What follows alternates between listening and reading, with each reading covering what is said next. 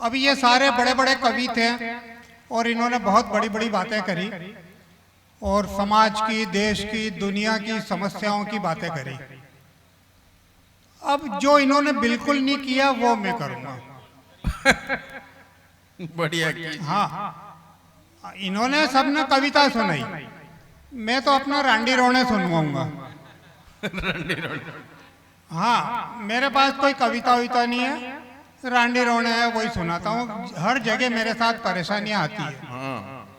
यहाँ आया वो गजाधर जी सुमन है, उनके वहाँ ठहरे, खूब खातिरदारी की उन्होंने। और वो नंद किशोर जी प्रजापत तो 3-4 बार वहाँ उनके घर आए। जब भी आए कुछ न कुछ खाने के लिए लाए मेरे लिए।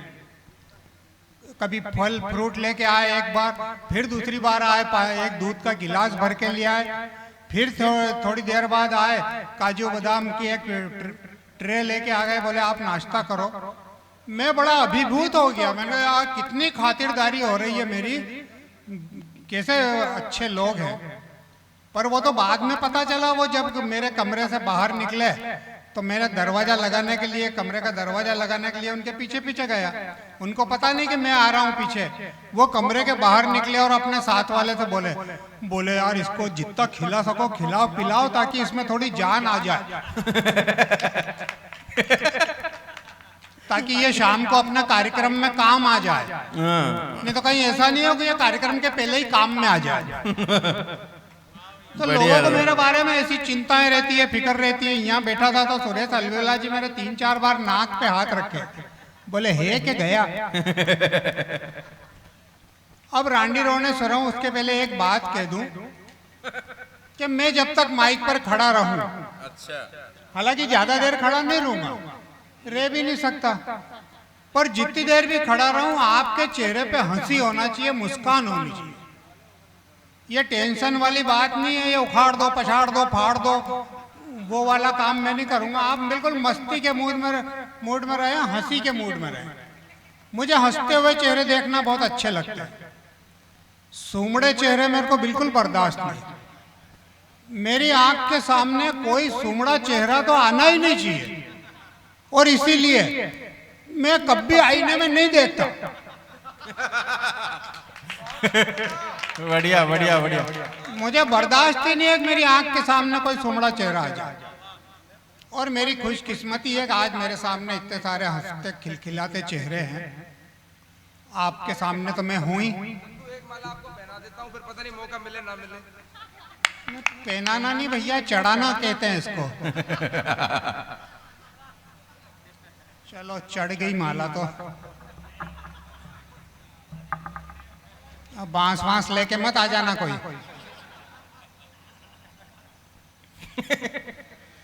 तो मैं आपको ये बता रहा था कि हंसते मुस्कुराते चेहरे मुझे अच्छे लगते हैं। मैं तो जहां भी जाता हूं मुझे देख के लोग बहुत खुश होते हैं, बहुत खुश होते हैं भाई साहब। और महिलाएं तो मेरे को देख के बहुत ही ज्यादा खुश होती है।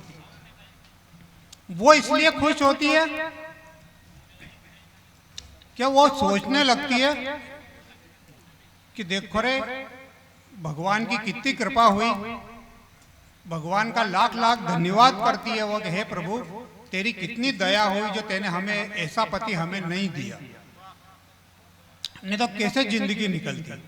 मतलब मुझे देखने के बाद महिलाओं का अपने पति के प्रति प्रेम बढ़ जाता है। वो सोचने लगती है कि देखो रे है तो अपना भी रद्दी, पर इससे तो अच्छा ही है। बहुत बढ़िया बहुत बढ़िया। हाँ बहुत बढ़िया। तो इसका ये मतलब मत लगा लेना कि मैं जिसको मिल गया फिर वो तो कोई छाती माता ही कूट रही होगी। ऐसा भी नहीं है। मैं जिसको मिल गया यानी कि मेरी पत्नी, वो भी मेरे से बहुत खुश है। वो तो इतनी ज्यादा खुश है कि आप में से तो किसी की भी नहीं होगी। वो इसलिए खुश है क्योंकि मेरा 25 लाख का बीमा है। भाई साहब हमारा नहीं है इसलिए हम पत्नी पीड़ित हैं। ये खुश होने की बात नहीं है, बीमा तो सबका होता है। असली खुश होने की बात तो ये है कि बीमे का लाभ मिलना चाहिए। तो मेरी पत्नी इसलिए खुश रहती है क्योंकि मेरा 25 लाख का बीमा है, और वो जब जब भी मुझे देखती है उसके चेहरे पे चमक आ जाती है, वो एकदम खुश हो जाती है। उसे लगता है अब तो बहुत जल्दी पैसे हाथ में आने ही वाले हैं। तो मेरा कहने का मतलब ये है कि सुख और दुख परिस्थितियों में नहीं होते हैं। किसी से कहोगे अरे तू मस्त रहे यार, क्यों टेंशन पालता है, तो आदमी 50 रोने रो देगा, अरे मेरे ये परेशानी है वो परेशानी है। तो ये सब सोच के ऊपर है, कोई परेशानी नहीं होती है, आदमी के सोच में परेशानी होती है। आदमी का अगर सोच नेगेटिव है तो उसे हर परिस्थिति में दुख दिखेगा, और आदमी का सोच अगर पॉजिटिव है तो उसे हर परिस्थिति में सुख दिखेगा। देखिए ये सूरज चांद सितारे बदल जाएंगे, ये कभी बदलते नहीं है, शाश्वत है। लेकिन हमारा दृष्टिकोण बदल जाए तो इनके अर्थ भी बदल सकते हैं। ये सूरज चांद सितारे बदल जाएंगे, नजरें बदल जाएगी तो नजारे बदल जाएंगे। हालात नहीं ख्यालात बदल लो अपने, मायने जिंदगी के सारे बदल जाएंगे। शानदार शानदार, बहुत बढ़िया।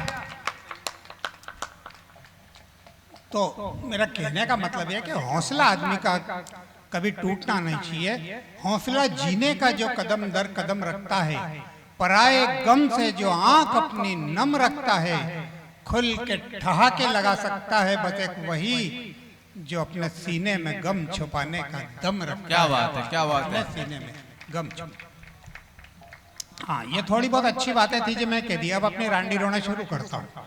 बिल्कुल शुरू करो आप। देखिए क्या है कि दुबले पतले आदमी की बहुत विचित्र समस्याएं होती है, कदम कदम पर सावधानी रखना पड़ती है। घर से जब भी बाहर निकलता हूँ, पत्नी 2-3 रुपए की चिल्लर मेरी जेब में डाल देती है और मुझे हिदायत देती है कि पड़े रहने देना, खर्च मत करना, घर से बाहर जा रहे हो, कहीं तेज हवा चले आंधी चले मुसीबत में पड़ोगे नहीं, जेब में थोड़ा वजन रहेगा तो उड़ोगे नहीं। तो उस बिचारी को मेरी बहुत चिंता है साहब, और चिंता करना भी चाहिए, आखिर मैं उसका पति हूँ। हालांकि कैसा भी हूं तो क्या हो गया, उसकी मांग का सिंदूर हूं मैं, हालांकि चुटकी भर हूं। मतलब हंसने की बात नहीं है, सिंदूर तो चुटकी भर ही काम में आता है। नारी इतने से सिंदूर का उपयोग करती है, किसी को ज्यादा सिंदूर मिल जाए तो ऐसा थोड़ी कि मुट्ठा भर भर के माथे पे लगाए। तो ये ज्यादा जितना भी सिंदूर दिख रहा है सब वेस्टेज है। सिंदूर इतना सा ही नारी उपयोग करती है, और देखो आप इतना सा सिंदूर उपयोग करने से नारी में कितना परिवर्तन आ जाता है। उसके नारीत्व की गरिमा बढ़ जाती है, उसके मतलब नारीत्व की गरिमा बढ़ जाती है, उसके सौंदर्य में निखार आ जाता है।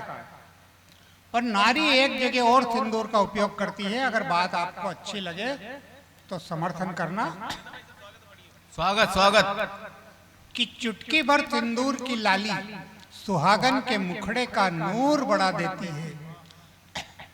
चुटकी भर सिंदूर की लाली सुहागन के मुखड़े का नूर बढ़ा देती है, पर वो अमर सुहागन हो जाती है जो भारत माँ पर अपना सिंदूर चढ़ा देती है। क्या बात है, क्या बात है। अपना सिंदूर चढ़ा देती है।